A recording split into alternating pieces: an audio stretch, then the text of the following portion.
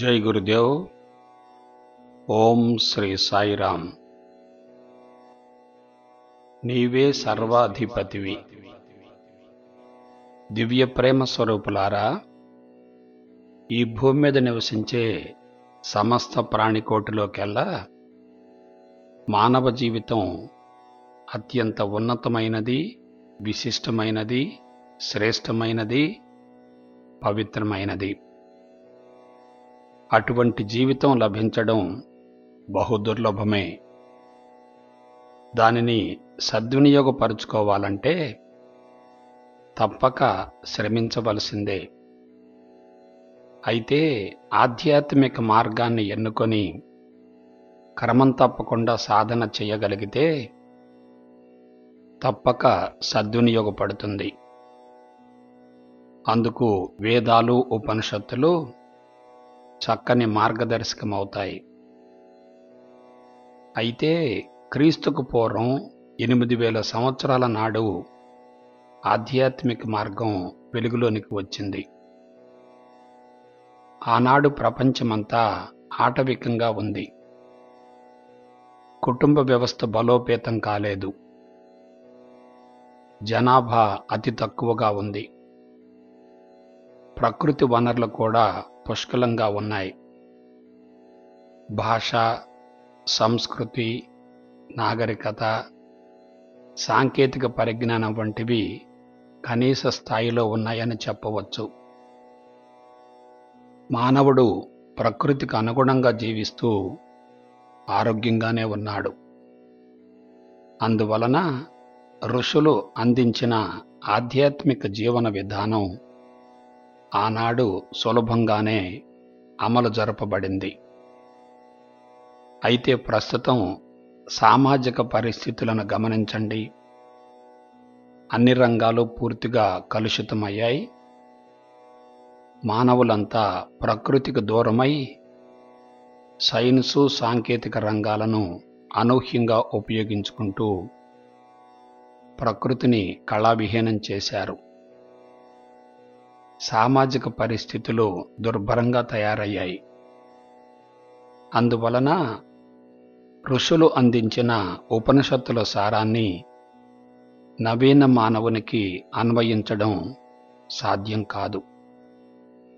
అందువలన మనం కూడా నవీన మానవుని మనస్తత్వానికి అనుగుణంగా నూతన పంథాలో ఆధ్యాత్మిక జీవన విధానాన్ని అందించవలసిన అవసరం ఎంతైనా ఉంది. అందువలన మానవుని యొక్క మేధస్సుకు అనుగుణంగా ఆధ్యాత్మికతను నూతన పంథాలో మలచి ప్రపంచానికి చక్కని మహోన్నత కళాత్మక జీవన విధానాన్ని అందిద్దాం. ఆధ్యాత్మికతను అన్ని వర్గాల వారికి సరళంగా, సులభంగా, సశాస్త్రీయంగా అందించే ప్రయత్నం చేద్దాం. నవీన యాంత్రిక స్పీడ్ యుగంలో సాంకేతికత అనే పదానికి ఎంతో ప్రాధాన్యత ఉంది. ఎందుకంటే ప్రపంచమంతా సైన్సు, సాంకేతిక రంగాలలో శరవేగంగా ముందుకు సాగుతుంది. నవీన సాంకేతిక పరిజ్ఞానంతో మనిషి అద్భుతాలను సృష్టించగలుగుతున్నాడు. ఏ రంగాన్ని తీసుకున్నా అనూహ్యంగా అభివృద్ధి చెందుతుంది.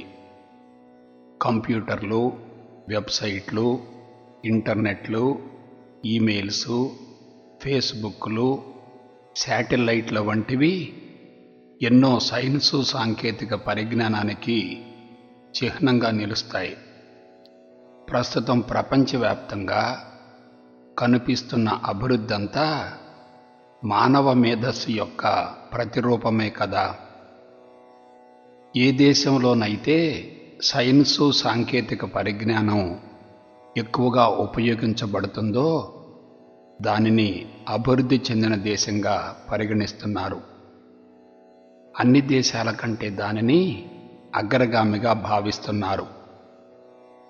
అయితే ఇంత అనూహ్యమైన అభివృద్ధి జరిగినా మానవ జీవితం మాత్రం అశాంతి పాలవుతుంది, గమనించండి. ప్రస్తుతం మానవుడు కనుగొన్న టెక్నాలజీ అంతా అంతరంగాన్ని కలుషితం చేసి మనోకాలుష్యాన్ని పెంచుతుందే తప్ప ఆరోగ్యాన్ని, ఆయువును ప్రసాదించడం లేదు.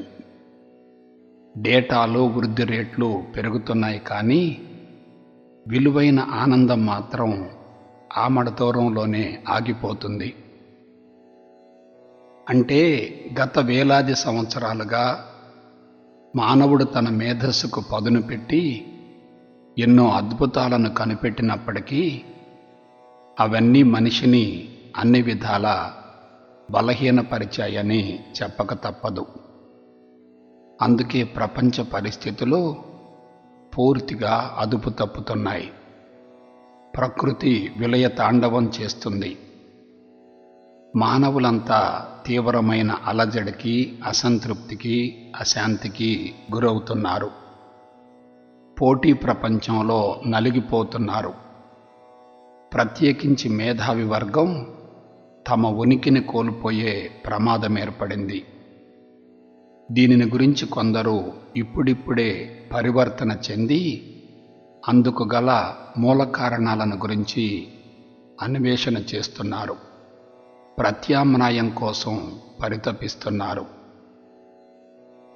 మానవాళిని మంచి మార్గం వైపుకు మళ్లించాలనే ప్రయత్నాలు ప్రారంభమయ్యాయి.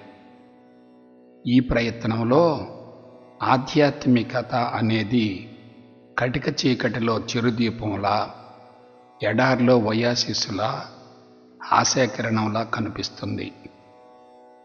భారతీయ సనాతన ఋషి సాంప్రదాయం ఎంతో స్వచ్ఛమైనది, పవిత్రమైనది, విశిష్టమైనది. ఎందుకంటే అది ఆత్మస్థితి నుండి, అంతర్వాణి నుండి బహిర్గతమైంది. అందున వేదాల యొక్క అంతిమ భాగాలైన ఉపనిషత్తుల సారం సృష్టికర్తను గురించి, అంతకు ముందున్న 3 భాగాలైన సంహితాలు, బ్రాహ్మణాలు, ఆరణ్యకాలు సృష్టిని గురించి తెలియజేస్తాయి. ప్రపంచంలో ఏ గ్రంథానికైనా రచయిత ఉన్నాడు కానీ వేదాలకు మాత్రం ఎటువంటి రచయిత లేడు. వేదవ్యాస మహర్షి మాత్రం అనంతంగా ఉన్న వేద మంత్రాలనన్నింటినీ క్రోడీకరించి సంకలనం చేసి కలియుగ మానవులకు వానిని అందించే ప్రయత్నం చేశారు. అంతేగాక క్రీస్తుకు పూర్వం 8000 సంవత్సరాల నాడే అవి ఋషుల ద్వారా వెల్లడించబడడం అంటే అది ఒక రకమైన విప్లవాత్మక పరిణామమని చెప్పవచ్చు.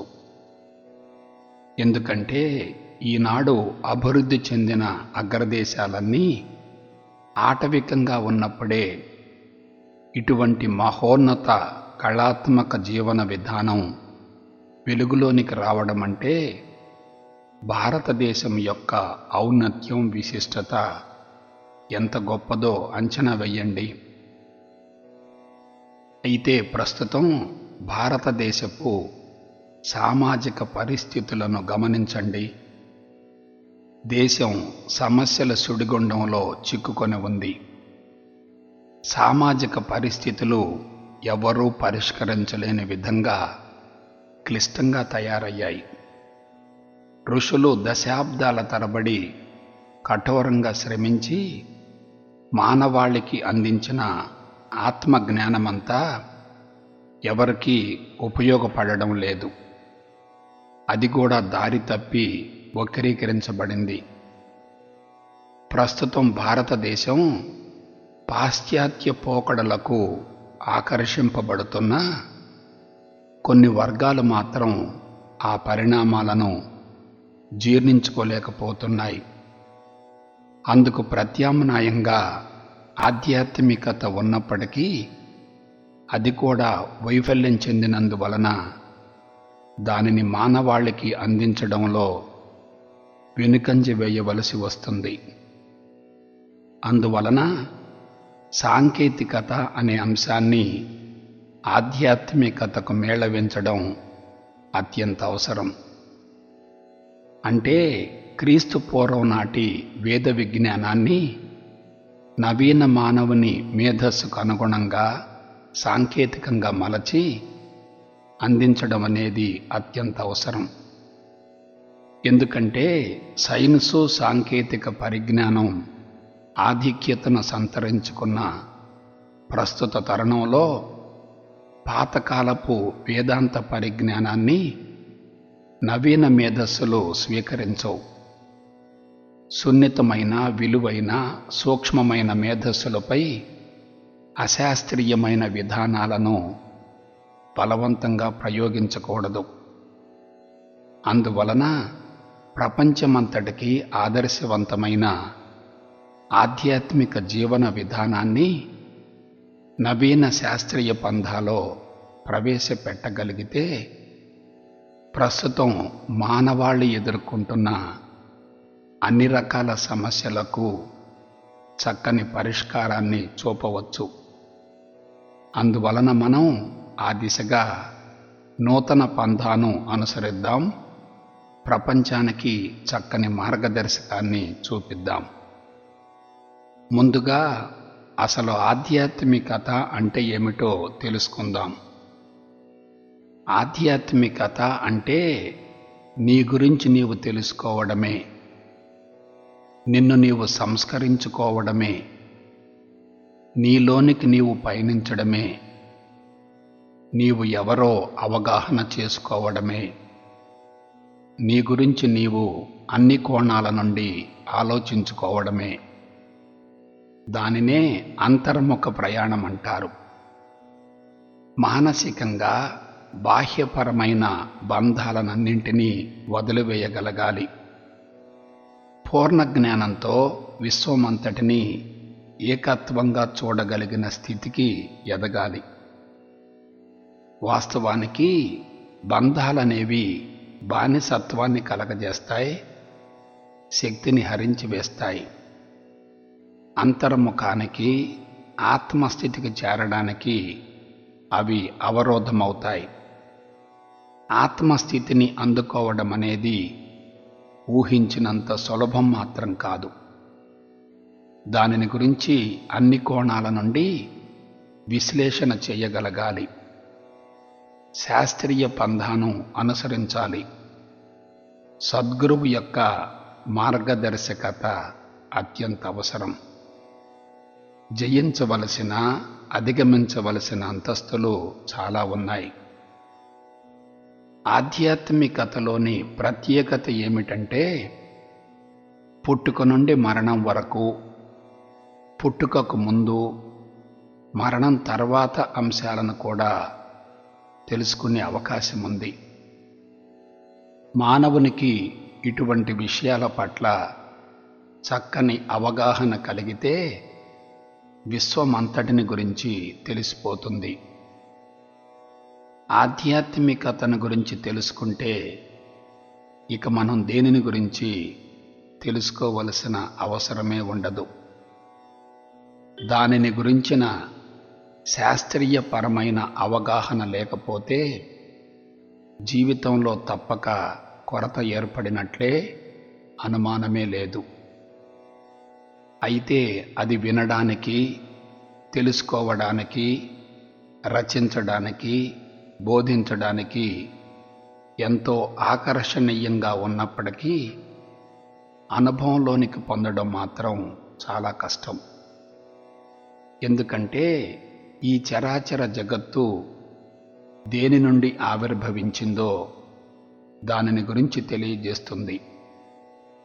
అందువలన ఆధ్యాత్మిక మార్గాన్ని గురించి శాస్త్రయుక్తంగా తెలుసుకొని ఆత్మస్థితికి చేరాలంటే గత జీవితపు సంస్కారాలు, ప్రాపంచిక విషయవాంఛలు అవరోధమవుతాయి.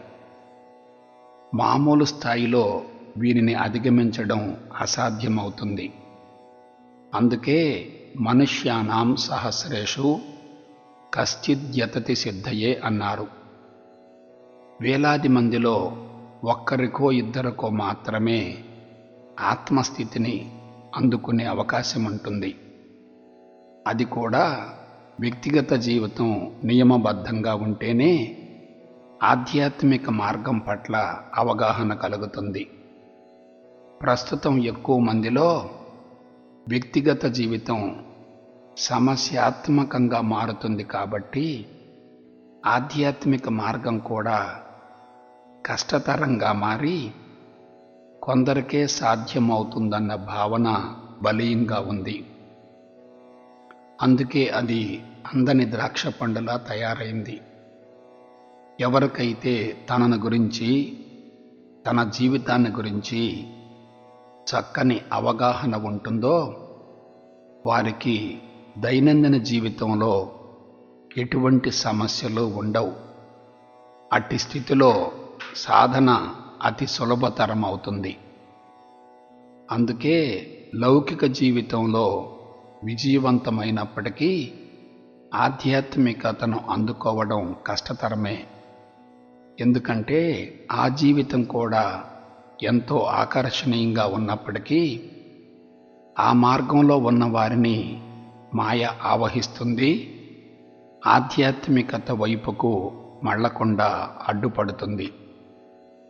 అలాగాక ఆధ్యాత్మిక మార్గంలో పక్వం చెందగలిగితే లౌకిక జీవితం కూడా సులభతరం అవుతుంది. ఎందుకంటే స్థూలత్వంలో ఇరుక్కుంటే సూక్ష్మత్వాన్ని అందుకోవడం చాలా కష్టం. సూక్ష్మత్వాన్ని అందుకుంటే స్థూలత్వం స్వాధీనమవుతుంది. కారణమేమిటంటే సూక్ష్మత్వానికి విలువ, వ్యాపకత్వం ఎక్కువ.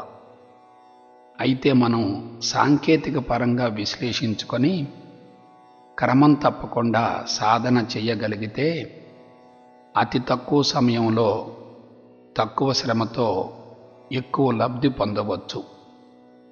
శాస్త్రీయత ఉన్న చోట అనుమానాలకు, అపోహలకు, సందేహాలకు ఎటువంటి అవకాశం ఉండదు. అందువలన ఆధ్యాత్మిక మార్గంలో పక్వం చెంది జీవిత పరమార్థం నెరవేర్చుకోవడానికి అనువుగా ఆ మార్గంలోని కీలకమైన అంశాలను, వానిని అధిగమించే విధానాలను గురించి శాస్త్రయుక్తంగా తెలుసుకుందాం. ముందు మనం అధిగమించవలసింది భౌతిక దేహాన్ని. మానవ జీవితం పుట్టుకతో మొదలవుతుంది, మరణంతో అంతమవుతుంది. అంటే శరీరం భూమి మీదకు వస్తే పుట్టుక, ఆ దేహం నుండి జీవ చైతన్యం బయటకు వెళితే మరణం. అటువంటి భౌతిక దేహమే జీవితానికి ఆధారం మరియు అత్యంత అవసరం. శరీరం లేకపోతే జీవితం లేదు, దానికి ఎటువంటి ఉనికి కూడా లేదు. అదే ఇంద్రియ, మనోబుద్ధి, చిత్తం, అహంకారాలకు ఆవాసమవుతుంది. దాని ద్వారానే అన్ని దైనందిన కార్యక్రమాలు, జీవన చర్యలు నిర్వహించబడతాయి. అందుకే శరీర మాధ్యం ఖలు ధర్మ సాధనం అన్నారు. వాహనం మంచి స్థితిలో ఉంటేనే కదా ప్రయాణం సక్రమంగా కొనసాగేది. అందుకే దానిని శుచిగా, శుభ్రంగా, పవిత్రంగా, ఆరోగ్యంగా ఉంచి క్రమం తప్పకుండా పోషించాలి. అప్పుడే దానిని జయించగలుగుతాం. అయితే పొరపాటున కూడా దానిని సుఖపెట్టకూడదు. కష్టించి పని చేయగలిగితే అవయవాలన్నీ సక్రమమైన స్థితిలో ఉంటాయి. దాని పట్ల మమకారాన్ని, అభిమానాన్ని పెంచుకోకూడదు. భౌతిక శరీరం ఏమాత్రం బలహీనపడినా, రుగ్మతలకు గురైనా జీవనయానం పూర్తిగా కుంటుపడుతుంది. తినవలసిన పదార్థాలను అవసరమైనంత మేరకే భుజించాలి. దానికి ఎటువంటి ప్రాధాన్యతను ఇవ్వకూడదు, కానీ జాగ్రత్తగా కాపాడుకోవాలి. దురదృష్టవశాత్తు కలియుగ మానవులంతా శారీరక సుఖానికి అలవాటు పడుతున్నారు. దానిని అతిగా పోషించి ఇబ్బందులు పడుతున్నారు. ఇక రెండవ అంశం ఇంద్రియాలు. దశేంద్రియ నిలయమే మానవ దేహం. మానవ జీవితంలో ఇవి అత్యంత కీలక పాత్రను పోషిస్తాయి. వీనిలో పంచ జ్ఞానేంద్రియాలు సంస్కారాల ప్రేరణకు అనుగుణంగా పరిసరాల నుండి సమాచారాన్ని సేకరించి మెదడుకు అందిస్తే, మెదడు జీవిత అవసరాలకు అనుగుణంగా పంచ కర్మేంద్రియాల ద్వారా కర్మలను చేయిస్తుంది. ఇంద్రియాలన్నింటిలో నాలుక ఒకవైపు రుచికి సంబంధించి జ్ఞానేంద్రియంగా, మరొక వైపు మాట్లాడడానికి సంబంధించి కర్మేంద్రియంగా రెండు ధర్మాలను నిర్వహిస్తుంది. అలాగే ముక్కు వాసనకు సంబంధించి జ్ఞానేంద్రియంగా, ప్రాణవాయువును స్వీకరించి బొగ్గుపులుసు వాయువును బయటకు పంపించడానికి అనువుగా శ్వాసక్రియకు ఉపయోగపడుతుంది. దశేంద్రియాలలోకెల్లా చర్మం అతి పెద్దది. ఇంద్రియాలనేవి బాహ్య ప్రపంచంతో, పరిసరాలతో సంబంధాన్ని ఏర్పరచుకొని తదనుగుణంగా శరీరాన్ని, జీవితాన్ని మలుస్తూ ఉంటాయి. శరీరం దృఢంగా, ఆరోగ్యంగా ఉంటే ఇంద్రియాలకు పుష్కలంగా ప్రాణశక్తి అందించబడి అవి అదుపులో ఉంటాయి. ఇంద్రియ నిగ్రహం ఉంటే మనిషి ఏమైనా సాధించగలుగుతాడు. అందుకు ఆహార విహారాలలో, ఆచార వ్యవహారాలలో, దైనందిన కార్యక్రమాలలో సమత్వాన్ని, సమతుల్యాన్ని పాటించగలగాలి. ఇవి రథాన్ని ముందుకు నడిపే గుర్రాల వంటివి. అదుపు తప్పితే వాహనం తలక్రిందులవుతుంది. ఇక మూడవది మనసు. మనసు అనేది మానవ జీవితాన్ని సమూలంగా ప్రభావితం చేస్తుంది. బంధానికైనా మోక్షానికైనా మనసే మూల కారణమవుతుంది. మనసు అనేది లేకపోతే మనిషికి విలువ లేదు. మనసు ద్వారానే విశ్వం ఆవిర్భవించింది, దాని ద్వారానే నడిపించబడుతుంది. మానవ దేహంలో శరీరాన్ని, ఇంద్రియాలను అదుపు చేసేది మనసే. మనసు అంటే ఆలోచనల పరంపర. ఆలోచనలన్నీ ప్రాణశక్తి రూపాంతరాలే. అవి అంతర్గత సంస్కారాల ప్రేరణలు. ఆ ప్రేరణలే మనిషిని బాహ్య ప్రపంచం వైపుకు మళ్లిస్తాయి. మనసు ఒకవైపు పంచజ్ఞానేంద్రియాల ద్వారా ప్రపంచపు సమాచారాన్ని సేకరిస్తూ, మరొక వైపు పంచకర్మేంద్రియాల ద్వారా కర్మలను నిర్వహిస్తుంది. ఇంకొక వైపు బుద్ధితో అనుసంధానమై దాని ఆజ్ఞలను పాటిస్తూ ఉంటుంది. మనిషి యొక్క జీవిత కార్యక్రమమంతా మనసు ద్వారానే నిర్వహించబడుతుంది. మనసు పనిచేయడం ఆగిపోతే ఇక జీవితానికి ముగింపు సంభవించినట్లే. అయితే అటువంటి మనసు ద్వంద్వాలకు, సంకల్ప వికల్పాలకు మూలమవుతుంది. మనసు ద్వారా ఉత్పన్నమైన ఆలోచనలు పాజిటివ్గా ఉంటే జీవితం మహోన్నతంగా కొనసాగుతుంది. అలాగాక నెగిటివ్గా ఉంటే అధోగతి పాలవుతుంది.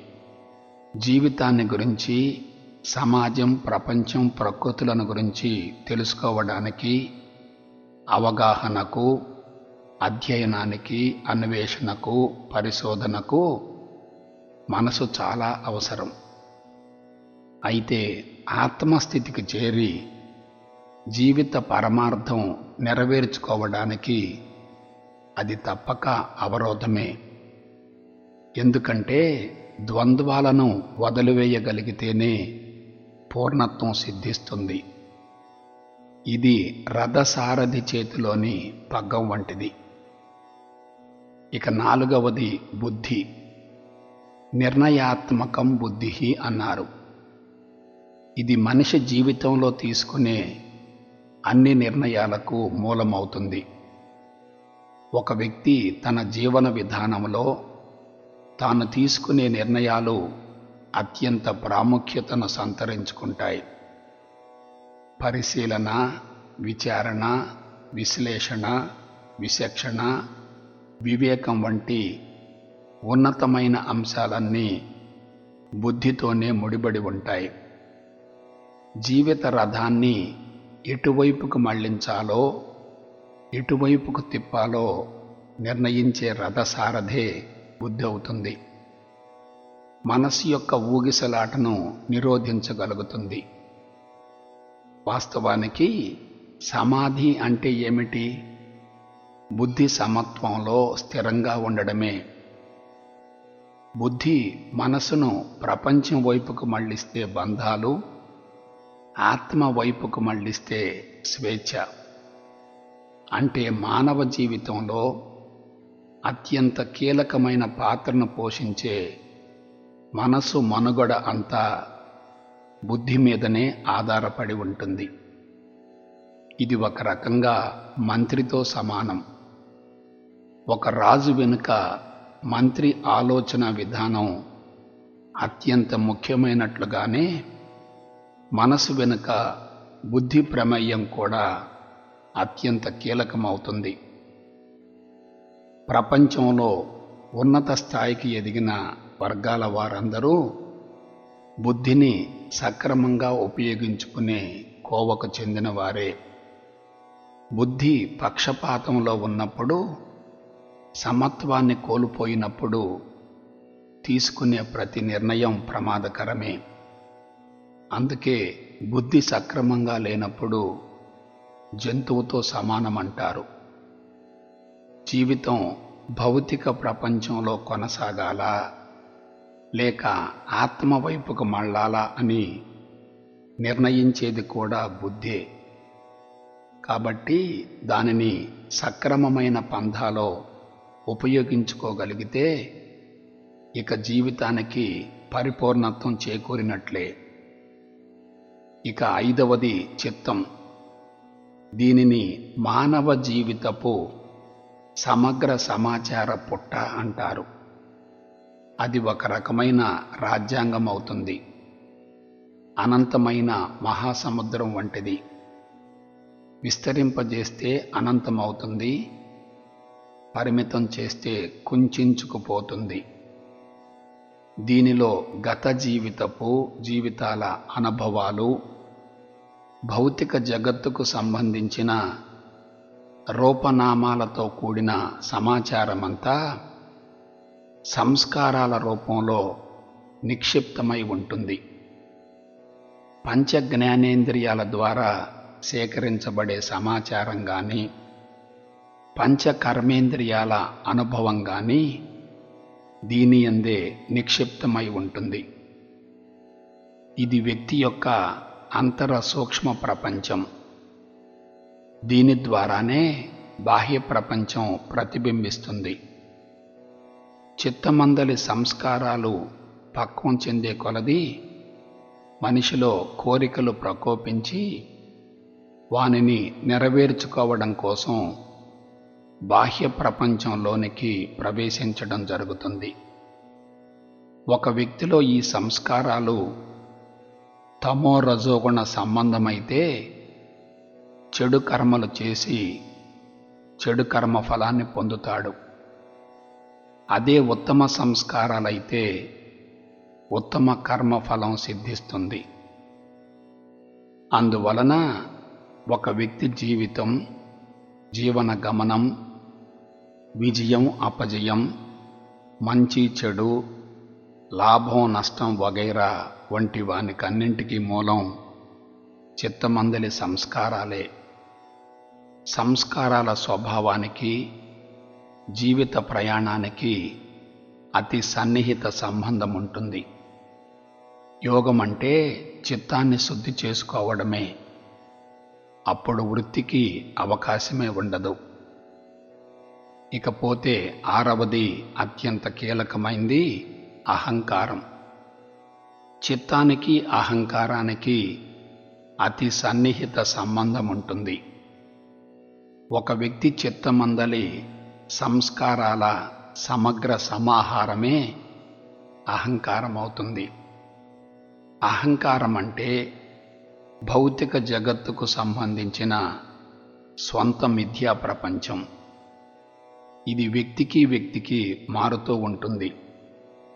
ప్రతి వ్యక్తి తన చుట్టూ నిర్మించుకున్న స్వంత ప్రపంచం వలన నేను ఫలానా, ఇది నాది, ఇది నాకు కావాలి అనే భావనలు ఏర్పరచుకుంటాడు.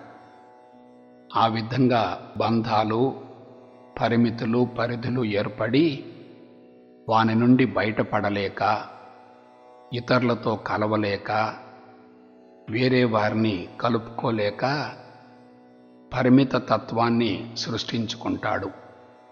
వ్యక్తులు మారే కొలది వారికి సంబంధించిన సమాచారం కూడా మారుతూ ఉంటుంది.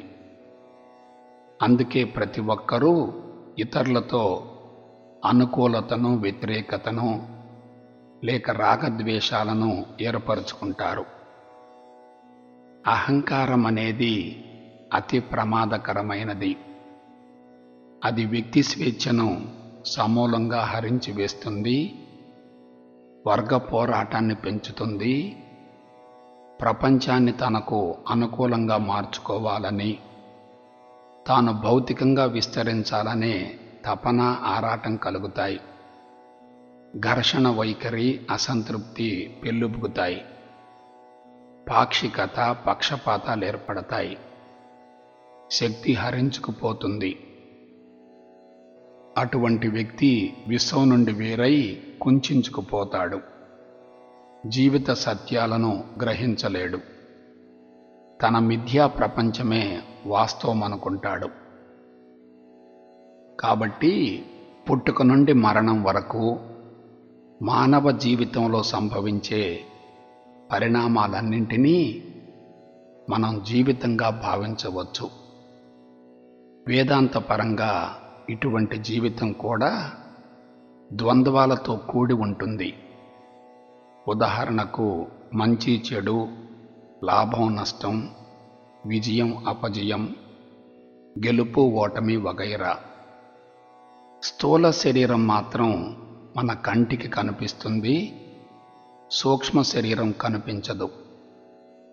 వాస్తవానికి సూక్ష్మ శరీరం యొక్క ప్రతిబింబమే స్థూల శరీరం అవుతుంది. సూక్ష్మ శరీరం ఆరోగ్యంగా ఉంటే స్థూల శరీరం కూడా ఆరోగ్యంగా ఉంటుంది. అందువలన శరీరానికి ఏదైనా రుగ్మత సంభవించిందంటే మనం సరిచేయవలసింది స్థూల శరీరాన్ని కాదు, సూక్ష్మ శరీరాన్నే. సూక్ష్మత్వానికి విలువ, వ్యాపకత్వం ఎక్కువ. స్థూల శరీరానికి ఏదైనా అసౌకర్యం కలిగిందంటే దాని ప్రభావం సూక్ష్మ శరీరంపై కూడా ఎంతో కొంత మేరకు ఉంటుంది. ఒకటి ఆధారమైతే మరొకటి ఆధేయం. రెండింటినీ అన్యోన్యాశ్రయాలు అంటారు. వానిని వేరు చేయడం అసాధ్యం. అయితే స్థూల శరీరంలో సంభవించే మార్పులు కంటికి కనిపిస్తాయి గాని సూక్ష్మ శరీరంలో సంభవించే మార్పులు మాత్రం కంటికి కనిపించవు. ఇప్పటి వరకు మనం మానవ జీవితానికి సంబంధించి 6 ముఖ్యమైన అంశాలను గురించి తెలుసుకున్నాం. వీనిలో శరీరం, ఇంద్రియాలు మాత్రం కంటికి కనిపిస్తాయి. మనసు, బుద్ధి, చిత్తం, అహంకారాలతో కూడిన అంతఃకరణాలు మాత్రం భౌతిక దృష్టికి గోచరమయ్యేవి కావు. ఇవి సూక్ష్మ శరీరానికి సంబంధించిన భాగాలవుతాయి. వీనిలో మనసుకు చంద్రుడు, బుద్ధికి బృహస్పతి, చిత్తానికి వసుదేవుడు, అహంకారానికి రుద్రుడు, అధిదేవతలవుతారు. వీనితో పాటు మానవ శరీరంలో పంచభూతాలు, పంచప్రాణాలు, పంచకోశాలు, పంచతత్వాలు, పంచ ఉపప్రాణాల వంటివి కూడా ఉంటాయి. మానవ దేహం ఏర్పడడానికి మూల కారణం జాతి మనుగడ, జాతి ఉత్పత్తి. ఇది జీవుల దేహ ధర్మం మరియు వాని కనీస కర్తవ్యం. వీనితో పాటు గత జీవితపు సంస్కారాలను అన్నింటినీ కరిగించుకొని సంపూర్ణ స్వేచ్ఛను పొందడమే మానవ జీవిత పరమార్థం. అయితే మానవ జీవితానికి అధిపతి ఎవరు? మానవ జీవితానికి అధిపతి జీవుడే. ఈ జీవుడు తల్లిదండ్రుల నుండి విడుదలైన 2 అర్ధబీజాల కలయికతో ఏర్పడిన కారణ శరీరం అనే విత్తనంతో ప్రారంభమవుతాడు. ఆ బీజంలో సంచిత కర్మలనే సంస్కారాలతో కూడిన జీవిత కార్యక్రమమంతా నిక్షిప్తమై ఉంటుంది.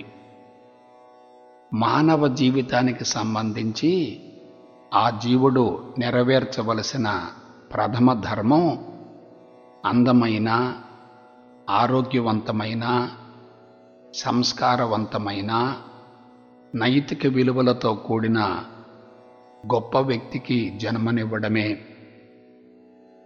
అందుకు మాతృజీవులైన తల్లిదండ్రులు ఉత్తమ సంస్కారాలతో కూడి ఉండాలి. ఒక వ్యక్తి తన ధర్మాన్ని సక్రమంగా నిర్వర్తించాలంటే జీవితం పట్ల చక్కని అవగాహన కలిగి ఉండాలి.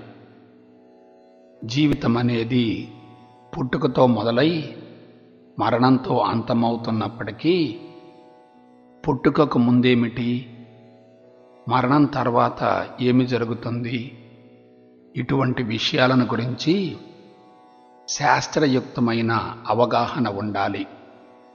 ఎవరైతే భౌతిక దృష్టిని కలిగి ఉంటారో వారు పుట్టుక మరణాల మధ్య జీవితాన్నే ప్రామాణికంగా తీసుకుంటారు. అలాగాక ఎవరికైతే ఆత్మదృష్టి ఉంటుందో వారు పుట్టుకకు ముందు, మరణం తర్వాత అంశాలను గురించి కూడా అవగాహనను ఏర్పరచుకొని జీవిత పరమార్థాన్ని నెరవేర్చుకుంటారు. మానవులు ప్రకృతి ధర్మాన్ని నెరవేర్చాలంటే ఆధ్యాత్మిక మార్గం పట్ల చక్కని అవగాహన ఉండాలి. ప్రస్తుతం మానవ జాతి పనితీరును గమనించండి. కొందరు పుట్టుకతోనే జబ్బులతో బాధపడుతుంటే మరికొందరు అంగవైకల్యంతో జన్మిస్తున్నారు. కొందరి పుట్టుక ఆరోగ్యంగా ఉన్నప్పటికీ తర్వాత కాలంలో అనేక భయంకరమైన రుగ్మతలకు గురై జీవితాన్ని మధ్యలోనే బలవంతంగా ముగించవలసిన పరిస్థితులు ఏర్పడుతున్నాయి. అంతేగాక జీవితమంతా సమస్యలు, బాధలు, ఇబ్బందులు, అశాంతి, అసంతృప్తి, అలజడి వంటి వానితో కొనసాగుతూ మానసిక ఒత్తిడి పెరుగుతుంది. కుటుంబపరమైన బాధ్యతలను నెరవేర్చడంలోనే జీవితకాలమంతా కేటాయించవలసి వస్తుంది. శరీరం బలహీనపడి ఇంద్రియ చైతన్యం అధికమై మనసు ఘర్షణ పడుతూ బుద్ధి పక్షపాతంలో ఉండి చిత్తం కలుషితమై నేను, నాది, నాకు అనే అహంకారం బలోపేతమవుతుంది. ప్రస్తుతం మానవ జాతంతా పరిమిత తత్వాన్ని పెంచుకొని కుంచుకొని శక్తిని విపరీతంగా కోల్పోతుంది. ఏదైతే ప్రమాదకరమో దానికోసం వెంపర్లాడుతూ ఏదైతే జీవితానికి శాశ్వత పరిష్కారాన్ని ఇస్తుందో దానిని పొందలేకపోతున్నారు. తెలివి, మేధా సంపత్తి అధికమై మాయ ఆవహించి భ్రమలో, భ్రాంతిలో, వ్యామోహంలో జీవిస్తున్నారు. అందుకు మూల కారణం జీవభావం బలోపేతమై దివ్యత్వం మరుగున పడడమే, జీవితాన్ని పరిమితం చేసుకోవడమే. వాస్తవానికి జీవుడికి దేవుడికి మధ్య అవినాభావ సంబంధం ఉంటుంది. జీవుడు తన కోరికలు, సంకల్పాల స్వభావాన్ని బట్టి శరీరాన్ని తయారు చేసుకుంటాడు. ఎటువంటి శరీరం ద్వారానైతే తన కోరికలు, సంకల్పాలు నెరవేరుతాయో అటువంటి శరీరాన్నే సృష్టించుకుంటాడు. అందువల్లనే మానవ జీవితం జీవుడి ఆధీనంలో పనిచేయవలసిందే. భౌతిక దేహం స్థూలంగా ఉంటే అంతకంటే సూక్ష్మంగా ఇంద్రియాలు, వానికంటే సూక్ష్మంగా అంతఃకరణాలుంటాయి. శరీరానికి ఆధారం ఇంద్రియాలైతే ఆ ఇంద్రియాలకు ఆధారం మనసు, మనసుకు ఆధారం బుద్ధి, బుద్ధికి ఆధారం చిత్తం, ఆ చిత్తానికి ఆధారం అహంకారం. ఈ విధంగా ఒకదానితో మరొకటి ప్రత్యక్ష సంబంధాన్ని కలిగి ఉంటాయి. అయితే ఆ అహంకారానికి ఆధారమేమిటి? జీవుడే. ఈ విధంగా విశ్వమంతా అనూహ్యమైన సంఖ్యలో జీవుళ్ళ మయమైంది. గమనించండి. పుట్టుక మరణాలతో కూడిన ప్రతి జీవితానికి ఆధారం జీవుడే. ఆ విధంగా జీవి, జీవితం, జీవుడు అవినాభావ సంబంధాన్ని కలిగి ఉంటాయి. అయితే ఆ జీవుడికి ఆధారం ఎవరు? భగవంతుడే. జీవుడు స్థూల దేహాన్ని తయారు చేసుకోవాలంటే తప్పక పదార్థం కావాలి గదా. ఆ పదార్థం పంచభూతాల నుండి సేకరించబడుతుంది. అయితే ఆ పంచభూతాలు ఎలా ఏర్పడతాయి? శుద్ధ చైతన్యం ద్వారానే. శుద్ధ చైతన్యం రూపాంతరం చెందడం వలన పంచభూతాలు ఏర్పడతాయి. అంటే జీవులు ఏర్పడడానికి అవసరమైన ముడి పదార్థమంతా శుద్ధ చైతన్యం నుండే సేకరించబడుతుందన్నమాట. పంచభూతాలైన భూమి, నీరు, అగ్ని, వాయువు, ఆకాశాలు ఒకదానితో మరొకటి అవినాభావ సంబంధాన్ని కలిగి ఉంటాయి. భూమి స్థూలత్వంలో ఉంటే దశలవారీగా ఆకాశం వరకు వెళ్ళే కొలది సూక్ష్మత్వం గోచరిస్తుంది. భూమి నీటిచే, నీరు అగ్నిచే, అగ్ని వాయువుచే, వాయువు ఆకాశంచే హరించివేయబడతాయి. అలాగే ఆకాశం నుండి వాయువు, వాయువు నుండి అగ్ని, అగ్ని వాయువుల సమ్మేళనంతో నీరు, నీరు ఇతర కర్బన అకర్బన పదార్థాలతో కలిసి ఘనీభవనం చెందడం ద్వారా భూమి ఏర్పడతాయి. అయితే ఆకాశం ప్రాణశక్తి ద్వారా ఏర్పడితే ఆ ప్రాణశక్తికి ఆధారం శుద్ధ చైతన్యమే. కాబట్టి విశ్వమంతటికి ఆధారం శుద్ధ చైతన్యం. అటువంటి శుద్ధ చైతన్యమే భగవంతుడు. అంటే విశ్వమంతా భగవంతుని మయమే. భగవంతుడు తప్ప మరొకటి లేదు. మానవ జీవితాన్ని పరిశీలించినా శరీరం, ఇంద్రియ మనోబుద్ధులు, చిత్తం, అహంకారం, జీవుడు సైతం భగవంతుని నుండే ఆవిర్భవించినవే. అయితే జీవభావం ఉన్నంత వరకు దివ్యత్వం అనుభవంలోనికి రాదు. జీవభావం కరిగిపోతేనే దివ్యత్వం బహిర్గతమవుతుంది. మానవ జీవిత పరమార్థం ఫలవంతమైన సంతానాన్ని ప్రకృతికి కానుకగా అందించి దివ్యత్వంలో ఐక్యం చెందడమే. అయితే అది ఎప్పుడు నెరవేరుతుంది? మాతృజీవులు ఇద్దరూ ఆరోగ్యంగా ఉంటేనే అది సాధ్యమవుతుంది. వారి నుండి ఉత్పత్తి అయ్యే అర్ధబీజాలు ఆరోగ్యంగా ఉన్నప్పుడు మాత్రమే ఫలవంతమైన సంతానం ఉత్పన్నమవుతుంది. కొంచెం జాగ్రత్తగా విశ్లేషించండి. ప్రస్తుతం మానవులకు అటువంటి పవిత్రమైన సంకల్పం నెరవేరుతుందా? లేదు. ఎందువలన?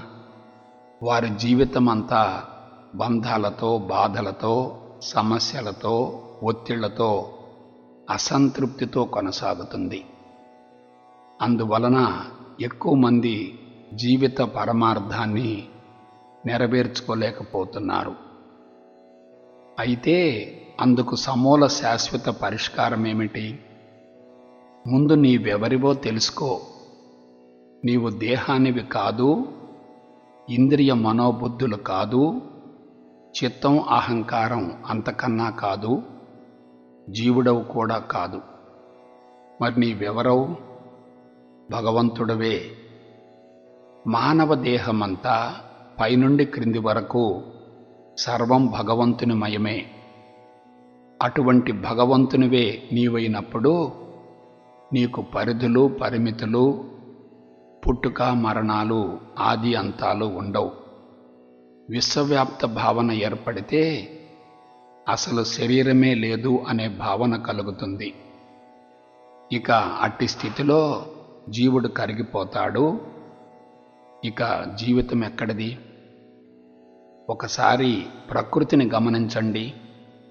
ప్రతి ప్రాణి ఫలవంతమైన సంతానాన్ని ప్రకృతికి కానుకగా అందించి విశ్వంలో ప్రశాంతంగా కలిసిపోతుంది కదా. అదే ముక్తి లేక మోక్షం అంటే. అయితే మానవుడు అటువంటి మోక్షం కోసం నిరంతరం పరితపించవలసిన అవసరమేమొచ్చింది? అందుకు మూల కారణం మోహబంధాలలో చిక్కుకోవడమే, స్వేచ్ఛను కోల్పోవడమే.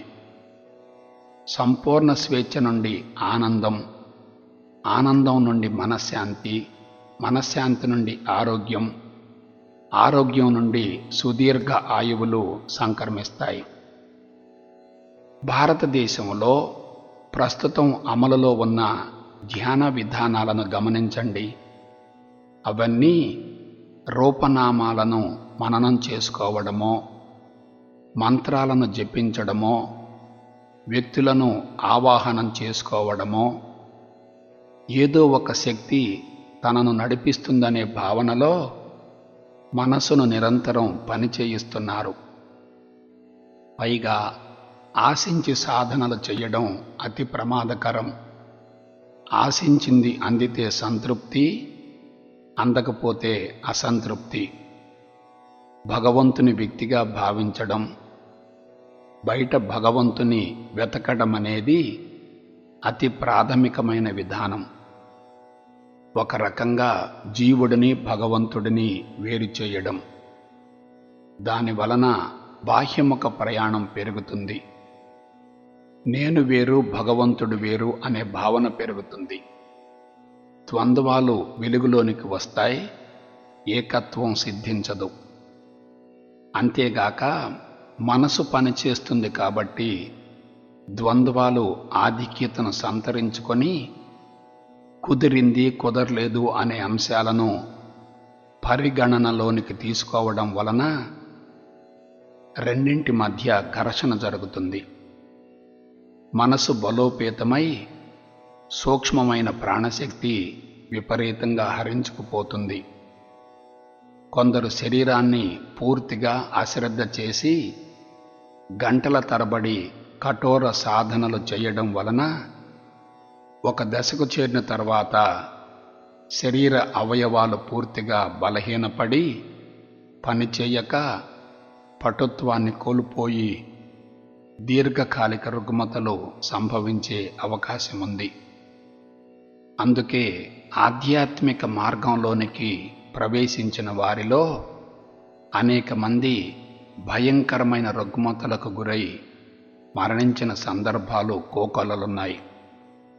ఎందుకంటే వారు భగవంతుని బయట అన్వేషిస్తున్నారు. వాస్తవానికి అన్వేషణ అంటే అది ఒక రకమైన పరధ్యానమే. మనసుకు తీవ్రమైన పని కల్పించడమే. శక్తి విపరీతంగా హరించుకుపోతుంది. శరీరాన్ని శుచిగా, శుభ్రంగా, పవిత్రంగా, ఆరోగ్యంగా ఉంచుతూ క్రమం తప్పకుండా పోషించగలగాలి. దేహాన్ని దేవాలయంగా, అందరి జీవుడిని భగవంతుడిగా భావించగలగాలి. అయమాత్మ బ్రహ్మ అనే అధర్వణ వేద సారాన్ని అనుభవంలోనికి పొందగలగాలి. దేహమంతా భగవంతుని ప్రతిరూపమైతే ఇక ఇంద్రియాలు, మనోబుద్ధులు, చిత్తం, అహంకారాలన్నీ భగవంతునిలో ఒక భాగమవుతాయి. అప్పుడు ప్రపంచంలోని ప్రతి అంశము భగవంతునికి ప్రతిరూపంగా గోచరిస్తుంది. కాబట్టి సున్నితమైన, విలువైన, సూక్ష్మమైన మనసుపై ఎటువంటి బలవంతపు ప్రయోగాలు చేయకూడదు. నేను భగవంతుడను అనే విషయం అనుభవంలోనికి వచ్చిందంటే ఇక శరీరమే లేదనే భావన కలుగుతుంది. శరీరం కరిగిపోతే ఇంద్రియ మనోబుద్ధులు కూడా కరిగిపోయి అంతటా ఏకత్వమే గోచరిస్తుంది. ఇక అట్టి స్థితిలో భౌతిక జగత్తుకు కూడా అవకాశం ఉండదు. నిరంతరం సాధన జరుగుతూనే ఉంటుంది. జీవితమే సాధనగా మారుతుంది. నేను ఏమీ కాను అనే స్థితి నుండి కర్మలు జరుగుతాయి. ప్రజ్ఞ అనంతంగా విస్తరించి విశ్వవ్యాపితమవుతుంది. సంపూర్ణ స్వేచ్ఛను పొందవచ్చు. అదే ఆనందానికి మూలమవుతుంది. ప్రస్తుతం మానవులంతా శారీరక, ఇంద్రియ, మానసిక బుద్ధి మట్టాలకే పరిమితమైనందువలన ఆత్మస్థితికి చేరడం అనేది బహు కష్టతరమవుతుంది. అయితే నేను భగవంతుడను అనే బీజాన్ని మనోఫలకంపై నాటుకొని దానిని పదే పదే మననం చేసుకోవడం ద్వారా అది అనుభవంలోనికి వచ్చిన మరుక్షణమే ఆనందం పెళ్ళుబుకుతుంది. అదే మన సహజ స్థితి అవుతుంది. భారతదేశంలో ఆధ్యాత్మిక విధానమంతా అశాస్త్రీయంగా ఉన్నందువల్లనే దేశం అన్ని విధాలా బలహీనపడింది. ఆధ్యాత్మిక చరిత్రలో ఇంతవరకు ఎవ్వరూ నీవే సర్వాధిపతివి అనే అంశాన్ని వెలుగులోనికి తీసుకురాలేదు. ప్రప్రథమంగా మీరు ఈ అంశాన్ని వింటున్నప్పుడు మీ మనసును అంతర్ముఖానికి మళ్లించడం సాధ్యం కాదేమో అనిపిస్తుంది. కానీ సాధనమున పనులు సమకూరు ధరలోన అన్నట్లు సాధన ద్వారా సాధించలేనిది అంటూ ఏమీ ఉండదు. కాబట్టి ఆనందం అనేది కఠోర సాధన ద్వారా లభించేది కాదు. ముందుగా నేను భగవంతుడను అనే బీజాన్ని మనసులో బలంగా నాటుకొని శరీరమందలి ఆత్మను భగవంతునిగా భావిస్తూ జీవభావాన్ని కరిగించుకొని నేను ఏమీ కాను అనే స్థితికి చేరగలిగితే ఆనందం పెళ్ళుబుకుతుంది. కాబట్టి నీవు శరీరానికే పరిమితం కాదు. శరీరం అనేది జీవుడు కేవలం ఫలవంతమైన సంతానాన్ని ప్రకృతికి కానుకగా అందించడం కోసం సృష్టించుకున్నదే. అందువలన మీ దైనందిన కార్యక్రమాలకు దానిని ఉపయోగించుకోవాలి తప్ప దాని పట్ల ఎటువంటి మమకారాన్ని, అభిమానాన్ని ఏర్పరచుకోకూడదు. ఆనందం అనేది మన సహజ స్థితి. అది బయట నుండి లభించేది కాదు. సంపూర్ణ స్వేచ్ఛ ద్వారా మాత్రమే దానిని అనుభవించవచ్చు. నీ సహజత్వాన్ని, స్వస్వరూపాన్ని తెలుసుకున్న తర్వాత మాత్రమే స్వేచ్ఛను అనుభవించగలుగుతావు. భగవంతుడిని సర్వాంతర్యామి అంటున్నాం కదా, మరి నీవెవరవు? నీవు కూడా భగవంతుడివే గదా. అటువంటప్పుడు నీ పరిధి ఎంత? నీవు ఎంతవరకు వ్యాపించి ఉన్నావు? వాస్తవానికి నీవు అనంతం, సర్వస్వం, పరిపూర్ణం. నీకు ఆది అంతాలు లేవు, పుట్టుక మరణాలు కూడా ఉండవు. నీవు సర్వత్రా, అన్నిటా, అంతటా, అందరి యందున్నావు. ఇటువంటి భావనతో జీవించగలిగితే నీ ప్రజ్ఞ అనంతంగా విస్తరిస్తుంది. అప్పుడు నీవు భౌతిక శరీరం నుండి భావపరంగా వేరు కావచ్చు. శరీర, ఇంద్రియ, అంతఃకరణాలన్నీ నీకు లోబడి ఉంటాయి. అవన్నీ నీ క్రింద పనిచేసే సిబ్బందిలా మారతాయి. ప్రజ్ఞ విస్తరించే కొలది అహంకారం కరిగిపోతుంది, చిత్తం శుద్ధి అవుతుంది, బుద్ధి సమత్వంలో ఉంటుంది, మనసు ప్రశాంతంగా ఉంటుంది, ఇంద్రియాలు పూర్తిగా అదుపులో ఉంటాయి, శారీరక మమకారం పూర్తిగా కరిగిపోతుంది. ఇక అట్టి స్థితిలో జీవితమే సాధనగా మారుతుంది. సాధన అంటే చెయ్యటం కాదు, ఏమీ చెయ్యకుండా ఉండడమే. ఏమీ చెయ్యకుండా ఉండడం ఎలాగో తెలుసుకొని అనుభవంలోనికి పొందడమే. అప్పుడు నేను చేస్తున్నాను, నేను మాట్లాడుతున్నాను, నేను తింటున్నాను అనే భావనలు అసలు ఉండవు. నేను ఫలానా అనే భావన లేకపోతే ఇక భగవంతుని స్థితికి చేరినట్లే. అందుకు పరిపూర్ణ అద్వైత బ్రహ్మజ్ఞానమే చక్కని రాచబాట.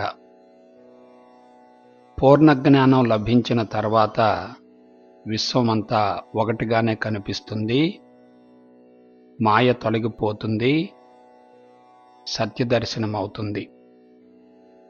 అందువలన నీవు దేహానికే పరిమితం కాకూడదు. విశ్వమంతా వ్యాపించి ఉన్నాననే భావన కలగాలి. జీవితాన్ని కేవలం ఉపరితలంలో కాకుండా అన్ని కోణాల నుండి లోతుగా అధ్యయనం చేయగలగాలి. ఆధ్యాత్మిక మార్గంలోనికి ప్రవేశించి దానిని గురించి అన్ని కోణాల నుండి శాస్త్రీయంగా అధ్యయనం చేయగలగాలి. సద్గురువు యొక్క మార్గదర్శకత అత్యంత ఆవశ్యకం. స్థితిని మార్చుకొని అన్ని దైనందిన కార్యక్రమాలలో చురుకుగా పాల్గొనవచ్చు. అప్పుడు కర్మలు జరుగుతాయి, కానీ కర్త ఉండడు. కర్తలేని కర్మలే యోగాన్ని సిద్ధింపజేస్తాయి. అదే అసలు సిసలైన మానవ జీవిత పరమార్థం అవుతుంది. ఇక చివరిగా మన ముగింపు ఏమిటంటే, నీవు సాక్షాత్తు భగవంతుడవే, సచ్చిదానందానివే, పరబ్రహ్మవే, పరమాత్మవే. నీకు పరిధులు, పరిమితులు, పుట్టుక మరణాలు లేవు. నీవు సర్వస్వం, అనంతం మరియు పరిపూర్ణం. నీవు అంతటా, అందరి యందు, అన్నిటా ఉన్నావు.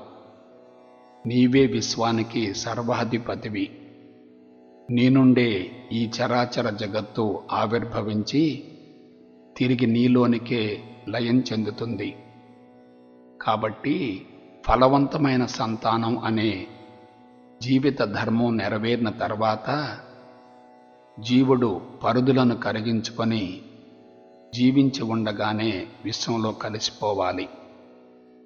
కాబట్టి అన్ని అంశాలను సాంకేతిక పరంగా విశ్లేషించుకొని జీవిత పరమార్థం తెలుసుకొని జీవితాన్ని సార్థకం చేసుకోవాలని ఆశిస్తూ, ఆకాంక్షిస్తూ, ఆశీర్వదిస్తూ సెలవు తీసుకుంటా. ఓకే. జై గురుదేవ్.